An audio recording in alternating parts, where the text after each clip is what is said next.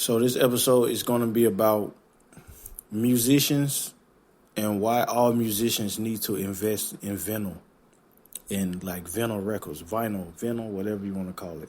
So basically, why I think all musicians should invest in vinyl records of their work, not anybody else's work. I mean, their own work, meaning selling vinyl of their work.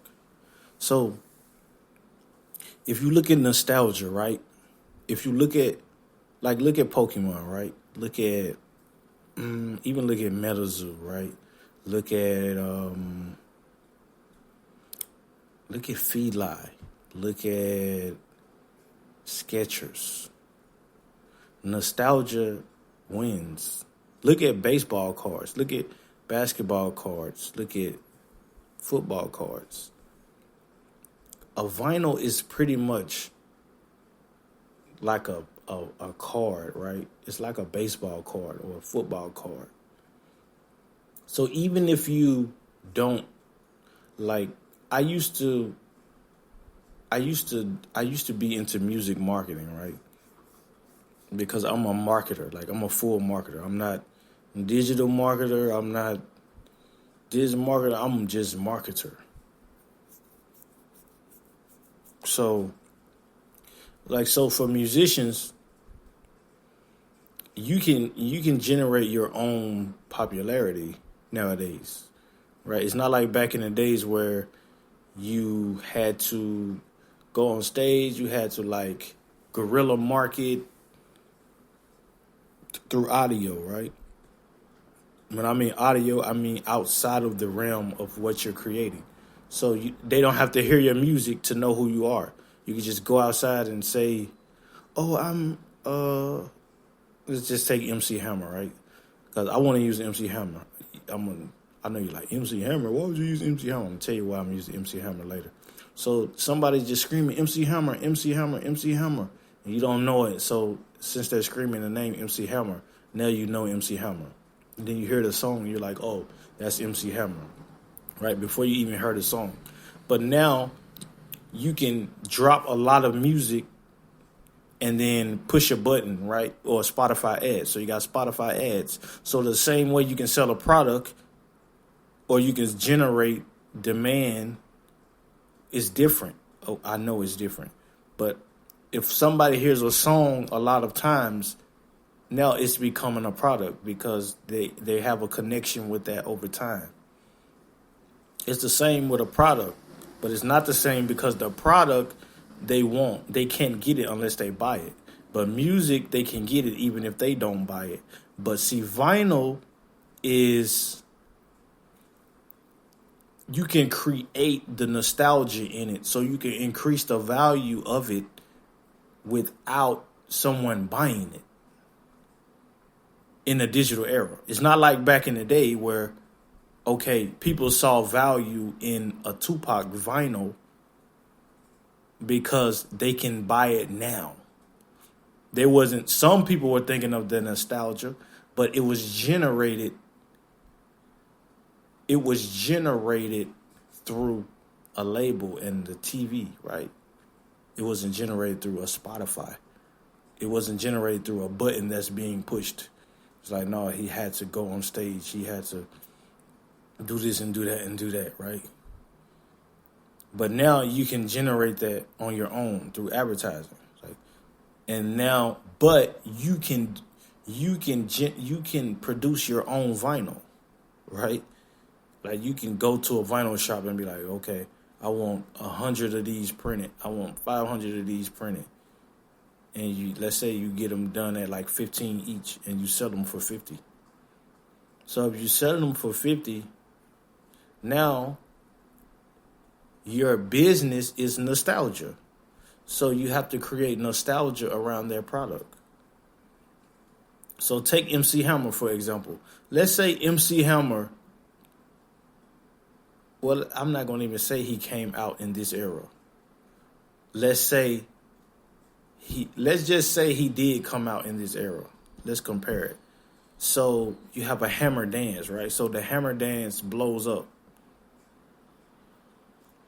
But the hammer dance came out in this era, right? And it blows up. Okay, it blows up on TikTok. Everybody's doing the hammer dance on TikTok, right? So now MC Hammer, right, is getting royalties from TikTok because everybody's doing the dance, right? So technically, the record label generated that in the way that it happened in that era, right?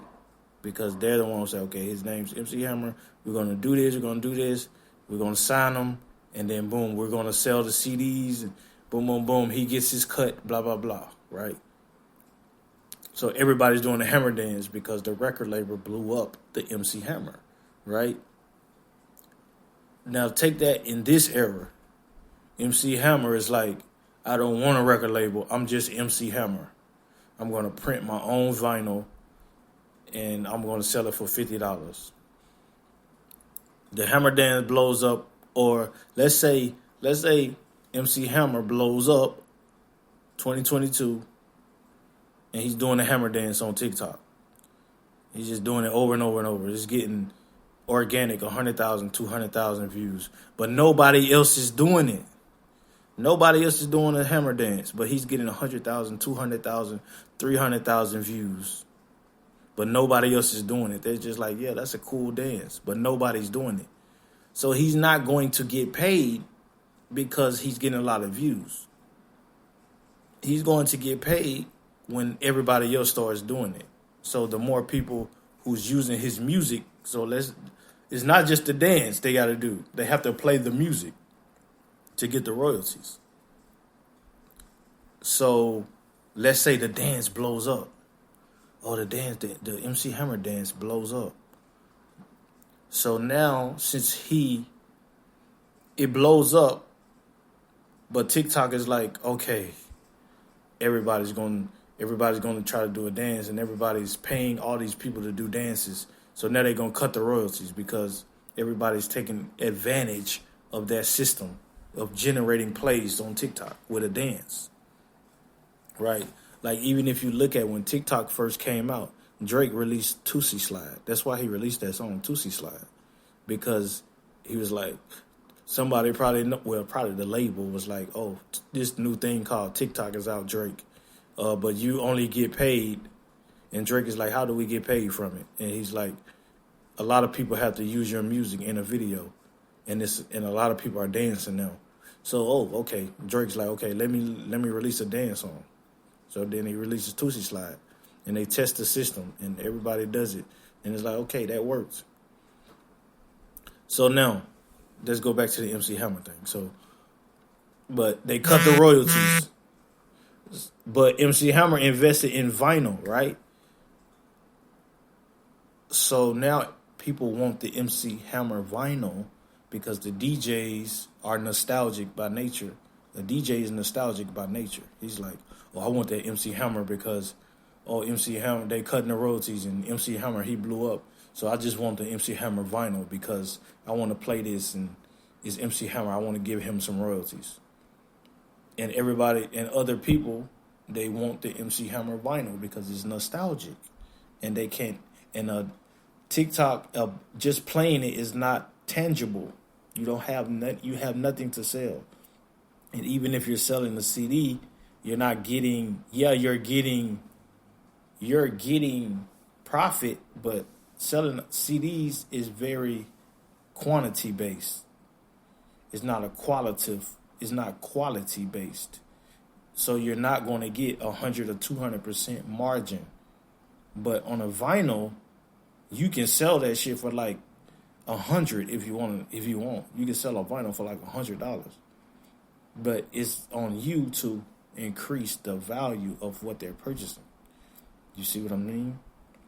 And you can create that with a Spotify ads or TikTok or YouTube, right? As a musician. I'm speaking of as a musician.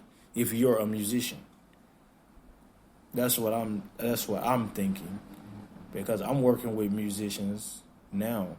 And I'm like, that'll be a good outlet. Because I know Spotify and streaming, it doesn't pay much. But if you look at it as an advertisement and how you can generate an ROI on it. Like if you take Nipsey Hussle, right? How he did, like, what did he do? Like release like 10 albums for $1 million or something, and Jay-Z bought them all. But I think that was kind of a stunt. I think that was a media stunt. But still, there's an example of what I'm saying.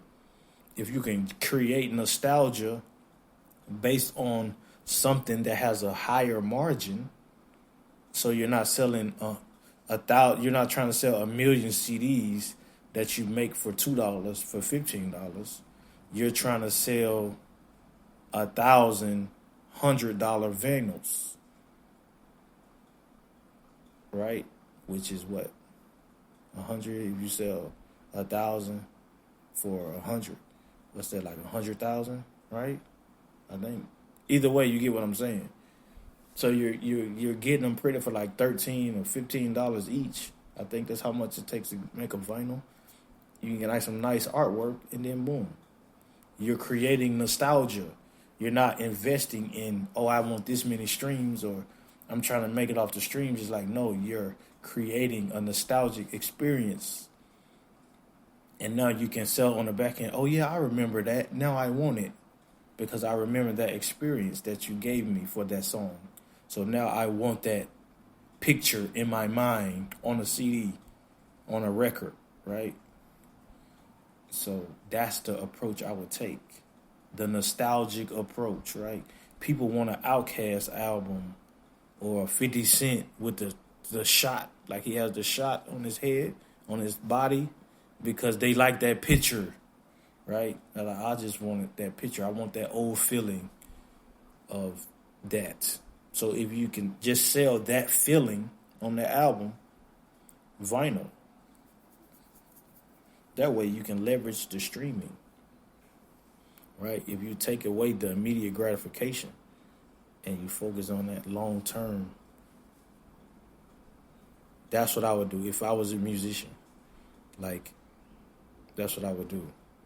I would make my album covers like really unique and different, and create an experience behind that cover, and then just drop a vinyl. Like, don't even wait. I would just drop it immediately and be like, oh, the vinyl is out.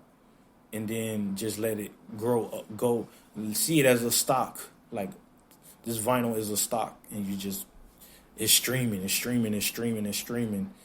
then you're like, oh, the vinyl is out. It's always out. Vinyl out now all the time. But you're steady pushing the streaming.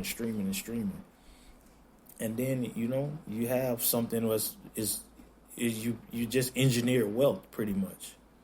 Even if it's not profitable at that moment, you're still generating wealth through a name. It's a key, and it's a keyword, right? So you have a Spotify keyword, you got an Amazon keyword, you have all these keywords, and boom, right? And your name is unique. Boom, now because it's easy to get 10 million streams or a million. You just pay for it. Like, people like, don't pay for plays. No, don't pay for fake plays. You can pay for real plays because it's Spotify ads. Like, running an advertisement, there's people who can give you an estimate of how many plays you're going to get. And you're going to get that many based on your ads. You just don't get the fake people. You just don't get the fake bot plays. You just get real ones. It's like saying, oh, I can't, like, if I get 10,000 views off of Facebook, don't pay for Facebook ads. Like, no, it's the same thing. Spotify ads is like Facebook ads. It's like you're just paying to get plays instead of paying for click-through rates and more in debt than. It's not a product you're selling, it's music. But it's the same thing, really. It's just music, but you're just strategizing it different. Yeah, you can generate streams with Facebook ads through Spotify, but I don't recommend that. Why would you do that when you just have Spotify? And then you have a product behind it, which would be a vinyl that you can get made for $15, and you can sell it for $50 or $100. That's what I would do if I was a musician.